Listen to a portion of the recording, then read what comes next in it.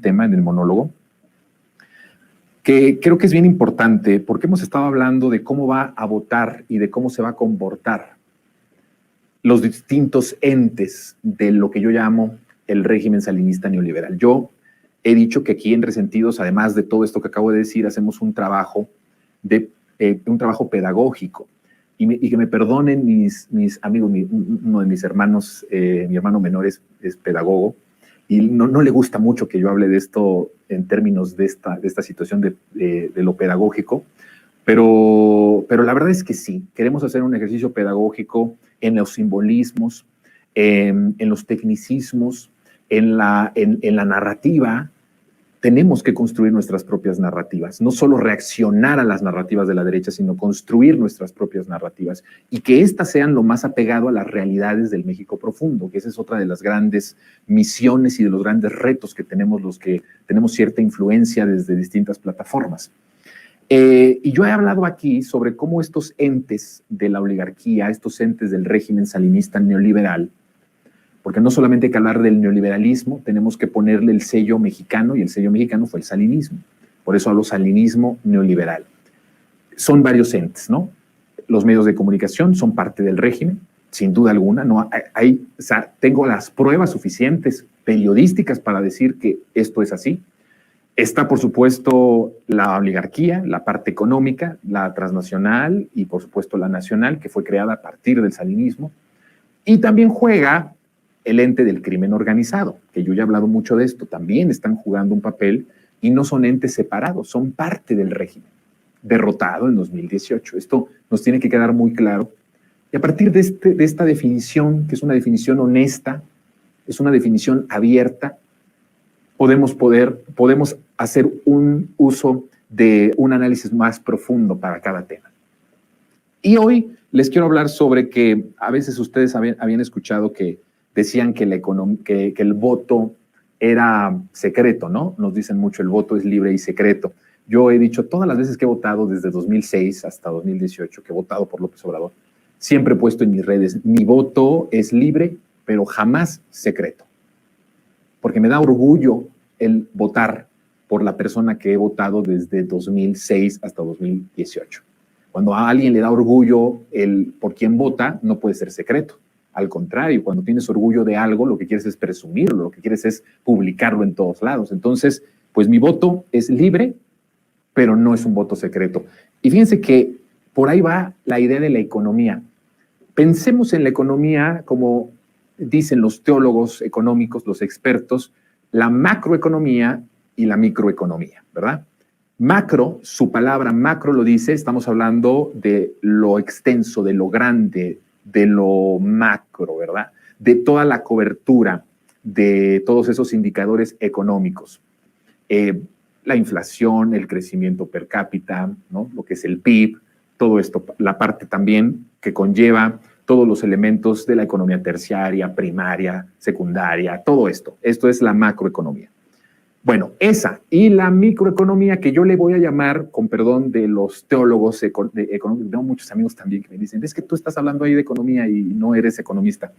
Pues no soy economista, pero entiendo muy bien de que esa microeconomía, la mejor forma de hablar de ella es la economía popular, la economía de los bolsillos, de lo que tiene usted cuando se levanta todos los días y tiene esa cantidad de dinero o tiene esa cantidad de presupuesto para terminar la semana, o de su salario, de su quincena, o de su mensualidad y de sus compromisos. Esa es la economía popular. Bueno, ambas economías, la macro y la economía popular, ya tienen por quién votar en el 2024.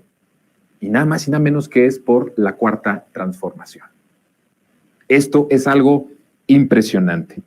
Por un lado, hay una estabilidad macro, pese a todos los indicadores por la pandemia, por la guerra, por la crisis económica que esto ha generado y la repercusión que esto ha tenido en el mundo entero, en la industria internacional, incluso en la provisión de los granos, en todo lo que conlleva todas estas consecuencias post-COVID y de la guerra. Pese a todos estos indicadores en contra, hay cifras muy esperanzadoras, inéditas y muchas veces sorprendentes. Incluso Ha sido tan grande la sorpresa del manejo de las finanzas en el sentido macro de esta administración que los propios, digamos, economistas del antiguo régimen que defienden a capa y espada al régimen salinista neoliberal han titulado sus notas, tanto en el Financiero como en el Economista, en algún momento, sorprende la economía. ¿Ha visto usted alguno de estos titulares? Sorprende la economía mexicana, sorprende el mercado interno, sorprende el consumo, sorprende que va a la baja la inflación. Bueno, todas estas sorpresas son parte estructural de un modelo económico que el presidente López Obrador ha venido desarrollando a partir de 2018. Yo he hablado de que el presidente en 2006, de una forma incluso más radical, decía crear una economía nueva, una nueva economía. En estricto sentido, lo que hemos visto, pese a todo lo acotado que tenemos en el país, que dependemos en más del 80% comercialmente de Estados Unidos y que esa dependencia nos hace ser menos soberanos, nos da una dificultad para incluso tomar decisiones políticas o en materia económica abiertamente, pese a todo esto que está pasando y lo coyuntural externo, estamos creando una economía nueva que sorprende a propios y a extraños. Esa economía macro está estable, le gusta el trabajo que está haciendo la Cuarta Transformación porque esta economía también está siendo beneficiada, también los indicadores están mostrando que siguen teniendo grandes ganancias. Habrá tiempo para hablar de una reforma o de una gran reforma tributaria en donde pongamos a lo mejor más impuestos a los ricos, que es un tema apasionante que tenemos que tratar después. Pero con todo y esto, y de la forma en la que se ha estructurado la política monetaria y de cobrar impuestos de este sexenio, lo que estamos hablando es de una distribución de la riqueza bastante efectiva y de cobrar los impuestos que tienen que ser cobrados a las empresas que antes no se les cobraba o se les perdonaba o se les regresaba, ¿no? Con todo y eso, en los indicadores macros tenemos positivo. La economía debe, de hecho, seguir así. Por eso puede votar y votaría por la Cuarta Transformación en 2024, porque esa estabilidad que tiene con la relación al peso, con la relación a la inversión, con la relación a todo estos diferentes entes económicos, es positivo. Por eso la macroeconomía va a votar por la transformación porque significa para ellos estabilidad. Y lo que busca la economía macro es eso, estabilidad. La macroeconomía es muy nerviosa, es muy temerosa. Siempre está, cualquier cosa la pone en nerviosismo. ¿Sí ha visto usted? Nerviosismo por el mercado. Baja el peso porque entró nervio a las tasas de interés. Todo le preocupa, todo le causa nerviosismo, porque es el gran capital, por supuesto, es el gran capital de los más poderosos. Por supuesto que los pone nerviosos cualquier situación que vaya en contra de sus intereses. Entonces, la macroeconomía se mantiene estable y una macroeconomía estable es, digamos, el paraíso de la macroeconomía. La estabilidad es el paraíso de la macroeconomía. Por ese lado, está garantizado que esto siga así con la transformación. Pero lo que quiero en realidad llevarles a ustedes a desarrollar el tema del monólogo tiene que ver con el indicador de la economía popular, porque la economía popular también va a votar por la Cuarta Transformación en 2024. Hay indicadores sorprendentes de, por ejemplo, nada más lo que tenemos que ver con el salario medio de cotización del IMSS. Ahí ha resultado el crecimiento del salario mínimo de una forma extraordinaria. La propia OCDE, ya dijimos en un monólogo de la semana pasada, alaba esta decisión política de ser del país, de la región, el que más ha aumentado el salario mínimo en términos reales. Este indicador es importantísimo porque es una representación de ingresos de los trabajadores formales de la economía nacional. Nada más para hacer un comparativo, esto de los ingresos de trabajadores del sector formal de la economía, en el periodo de Calderón creció 0.4%. Esa fue la cifra de crecimiento. Es en términos reales, ¿eh? Durante el sexenio de Calderón es 0.4%. 2.2% en la administración de Enrique Peña Nieto. También estamos hablando de cifras en términos reales. 2.2%. Y en 4 años y medio de este sexenio de la transformación, el incremento acumulado real es de 21%. O sea, estamos hablando de 10 veces más que con Enrique Peña Nieto y muchas más que lo relacionado con Felipe Calderón. Ese es tremendo. Hay otro indicador interesante de la economía popular. Estamos hablando de la economía de cada uno de nosotros, de lo que tenemos, vuelvo a repetir, en nuestra cartera, en nuestras tarjetas de débito, en nuestras tarjetas de nómina. Estamos hablando de la economía real y pura. Otro indicador de por qué la economía popular va a votar por la 4T tiene que ver con el ingreso laboral per cápita. Eso es importante porque ahí está calculado por el Coneval, que son instituciones también, no son cifras de la propia administración, son de organismos autónomos, de otros entes autónomos. Fíjense, la información habla de que entre el primer trimestre de 2013 y marzo de este año tuvo un alza de 22% en términos reales.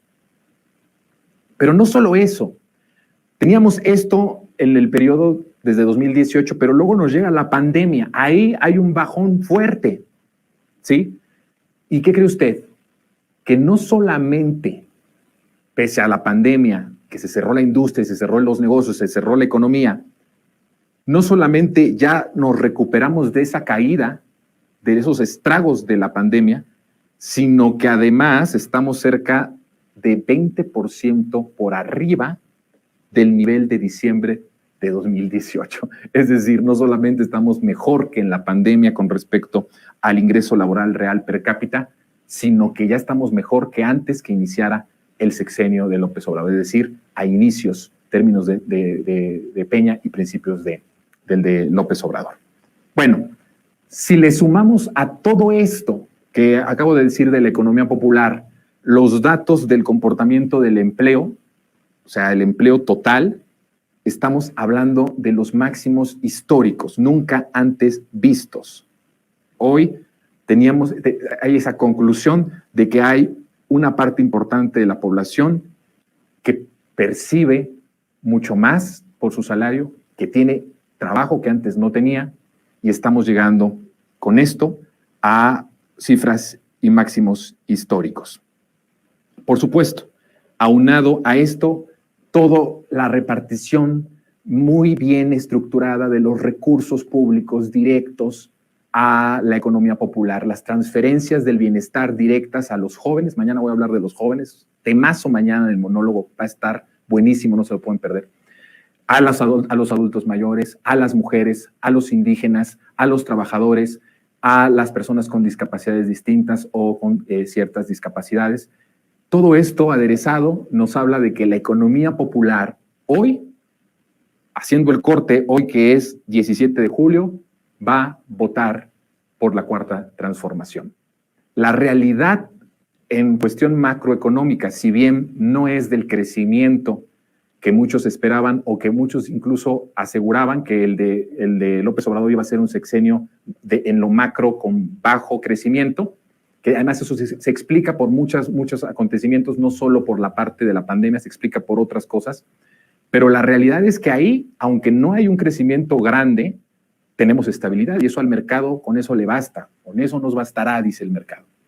Pero por otro lado tenemos un producto, una cuestión de consumo interno como nunca antes lo habíamos tenido, mucho por las remesas, pero también por las transferencias directas, porque rinde más el salario, porque tiene más valor el peso, porque tiene más valor nuestro salario. Y todo esto se adereza en un sexenio donde se están saldando diferentes cuentas con esa clase que por mucho tiempo ha sido desprotegida, que también es la clase media, y desde luego la prioridad de esta transformación, que son los pobres. Por eso, con todos estos datos, podemos decir que la economía macro y la economía popular en 2024 va a votar por Andrés Manuel López Obrador. En esencia, lo que se creó a partir de 2018 es lo que Andrés Manuel decía en la campaña de 2006, que yo no lo escuché decir mucho en esta del 2018, que es vamos a crear una economía del todo nueva. Y en esencia lo que está pasando es que se está creando una nueva economía, una nueva fórmula, una nueva ecuación, en donde el resultado de esa ecuación es que nosotros vivamos mejor y no que 30 familias vivan de lo súper lindo. Y esa es la gran diferencia entre el sexenio o los gobiernos neoliberales y este gobierno de la transformación. Bien, vamos a dejar el monólogo